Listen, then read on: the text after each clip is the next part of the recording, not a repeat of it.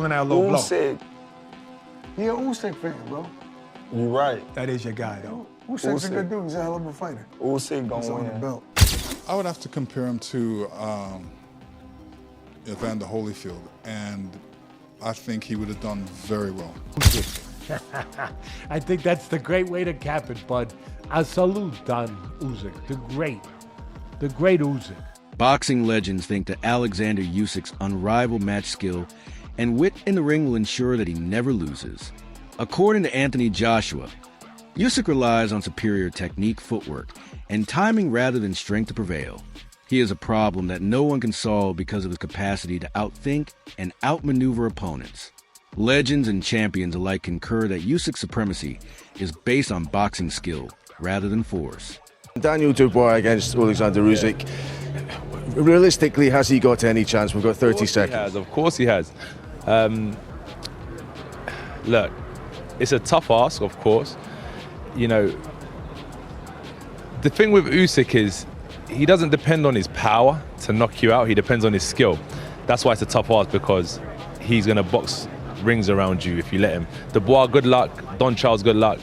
Great British boxing, good luck. We potentially might have a heavyweight championship back on our soil. It's no secret that Terence Crawford adores Oleksandr Usyk. Crawford has consistently predicted Usyk to win in every major heavyweight prediction, regardless of the opponent, ahead of the Tyson Fury fight. Crawford gave a thorough explanation of his decision during pre-fight talks.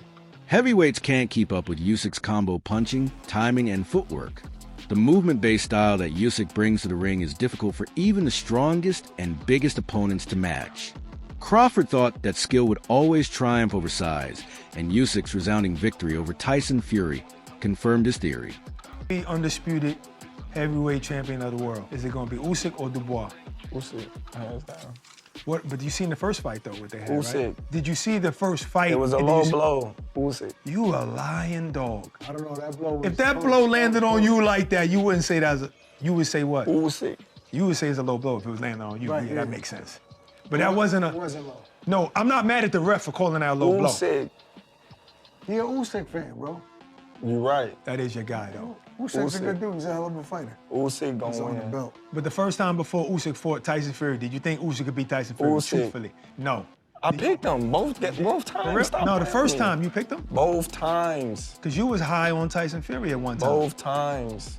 I knew the movement was gonna give Tyson Fury problems. Tyson Fury, you know what I mean, is a great heavyweight champion, but he never was fighting people that's as elusive as him. Lennox Alexander Usyk's technical skill and ring IQ were commended by Lewis, a former undisputed heavyweight champion himself. Lewis proposed that Usyk's skills would have endured even during the heyday of heavyweight competition, when competitors like Evander Holyfield and Mike Tyson were at their peak. When someone who dominated during such a fiercely competitive time makes such a comparison, it says volumes. Lewis admitted that Usyk would have fared well against the most formidable names from any age because of his versatility and wit in the ring.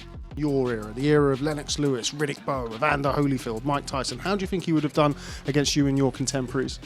I would have to compare him to Evander Holyfield, and I think he would have done very well. Very well. I don't think he would have lasted against me because, you know, I throw a mean uppercut in there, and I noticed he gets caught with uppercuts, so he wouldn't have been able to stand up to my uppercut. Teddy Atlas, a renowned trainer and boxing pundit, bestowed upon Usyk the highest accolades. He highlighted that Usyk earned his championship status and said that no fighter in the modern era could ever match him. Atlas observed how Daniel Dubois was psychologically impacted by Usyk's dominant presence in the ring during their fight. Usyk appeared assured and in charge in the first bell, but Dubois appeared unsure and apprehensive. Atlas claims that Usyk's aura overpowered Dubois before any blows were delivered, in addition to his skill set. Nobody. He's staring and doing the stare the first fight before the fight, I always say, and he's staring him down. And who breaks it off first? Dubois. Okay. But it's not just that. It's that after that, Usyk is Usyk. He's the champ. He's confident. He's got his hands up. He's standing there to the crowd. You know, he's doing this. And you can see Dubois like, Dubois he's like the kid at the party that all of a sudden wasn't included in the games that all the other kids were playing, and he's trying to find his way back. He's trying to find his way back into the games. He's trying to. You know what I mean, bud? You've seen that with the kid, the awkward kid, and he's trying to get back to, and he doesn't know where to go. Do I go over here where the kids are? Do I go over here? Do I just wait for them to come to me?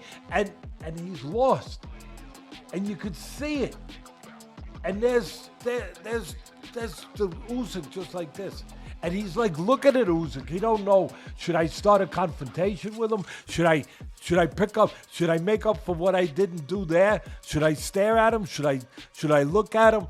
Or should I go back over here? Should I get in front of him? He's a guy that he's uncomfortable in his own skin sometimes.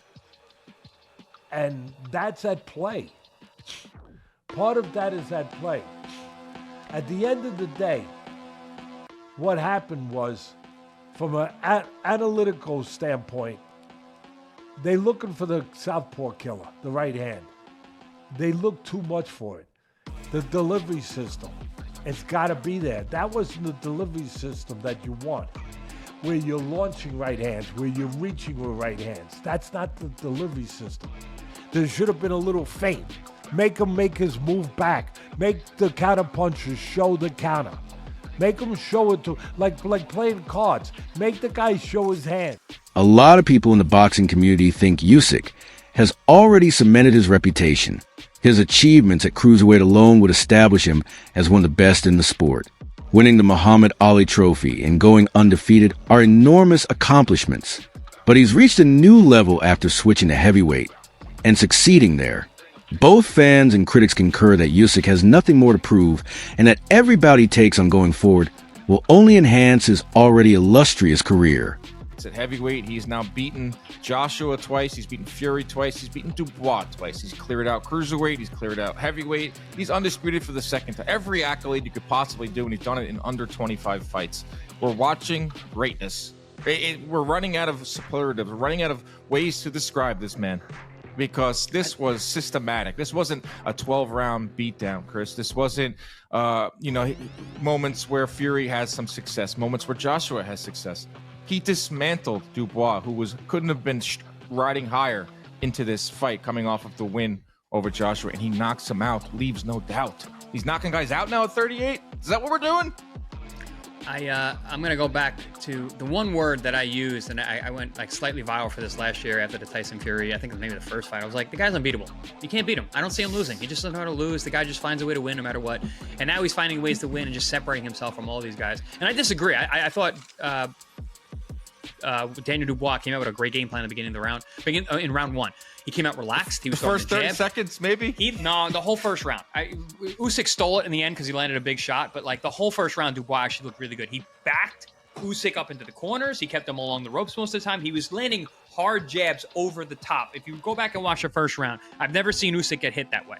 He got hit with shots as over his shot. Boom, and you saw Usyk's head go down. I was like, whoa. I'm like, this guy's got a good game plan. He's jabbing with Usyk from a higher position and coming over the top of the southpaw jab. Although Tyson Fury is anxious for a third bout, most observers doubt that it is necessary. Usyk had previously defeated Fury twice to demonstrate his superiority. There isn't much to gain from another fight from a legacy perspective. However, due to financial incentives or public demand, a third meeting might take place if Usyk chooses not to retire just yet. However, as of right now, only Fury genuinely thinks he can change the result. Although Usyk's prowess has been acknowledged by the rest of the world, his exceptional ring IQ is what sets him apart from almost all other fighters. He is independent of knockouts or physical force. Rather, he adjusts with every round by reading opponents like a chess genius. His control of distance, pace, and angles makes him almost impossible to trap or fool. It is frequently noted by analysts that training cannot equal such level of intellect. He is a terror for people of all weight classes due to his instinctive nature. Oh, by the way, when I'm mentioning those fights, undisputed cruiserweight champion, two-time undisputed heavyweight champion, Muhammad Ali Trophy, there's literally nothing else to do. I think the man needs to retire. And I think what I've just said there, that is an all-time great, without even question, resume and legacy. So I think he needs to bow out. But the interview he gave with Ade in the ring on Saturday night, he didn't categorically state he'd retire. He said he's going to go home and rest. He deserves a rest. He's earned the rest. But we don't know necessarily what he's going to do next. I've said I think he should retire. But if he does carry on, what are we thinking? Who do we think he should fight next? Now, I've already recorded a video. It might go up first. I might put this up first. I don't know yet. On Tyson Fury, because he's still trying to peddle this narrative that he beat Oleksandr Usyk both times and he wants a trilogy fight. I don't want to see a trilogy fight with Tyson Fury unless he goes out and he earns it. If he earns the trilogy fight, if he returns to the ring and he fights a Joseph Parker and a Kabayel and he becomes mandatory, fair enough. Fair enough. There you go. You've earned it. I won't gripe about that. 100%. I don't want to see him just jump the queue. I don't want to see that. I don't want to see a trilogy with Anthony Joshua, who certainly hasn't earned it. I don't want to see a trilogy with Derek Chisora, who technically, although I'm not even going to go there with Chisora, because is he IBF mandatory? Is he not? What's going on there? Don't know what's going on there. But I don't want to see a trilogy with Derek Chisora. Although saying that, as much as I don't want to see it, because these are the names he mentioned, with respect, Chisora has probably the best claim to have earned a title shot. Out of those three names, he does. Because Joshua's coming off the back of a devastating loss. He's not fought for almost a year. It'll be over a year by the time he does fight. Tyson Fury, back-to-back loss to Oleksandr Usyk, doesn't deserve a title shot until he goes out and earns one.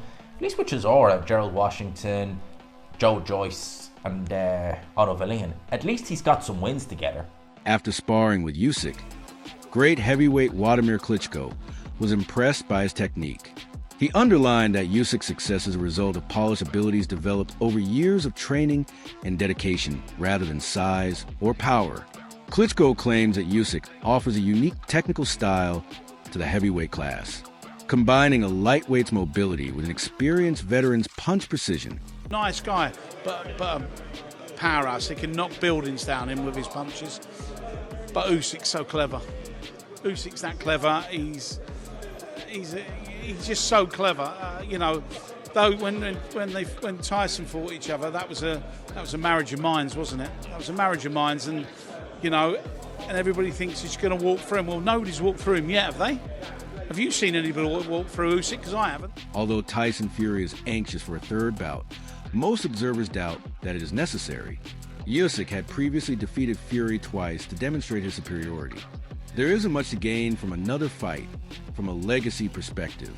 However, due to financial incentives or public demand, a third meeting might take place if Usyk chooses not to retire just yet. However, as of right now, what it feels like to stand in the ring and fight in a sparring session with Oleksandr. As I said, technical fighter, just absolutely technical fighter, and he has improved much more since we sparred, so he got even better. If he wins on Saturday, would you like to see him retire then, go out on top? That's his decision, whatever he want to do. I think everyone decides for himself when is the time to say goodbye. You just have to ask as well, Vladimir, there's been a lot of talk that you've had a few conversations with Turki Al Sheikh, those here in Saudi Arabia, about returning yourself. Is that the case? Do we see you back in the ring maybe next year or something? So 2025 is going to be very exciting. And, for this question, are you coming back? that concludes the video for today. Keep an eye out. Till the next time.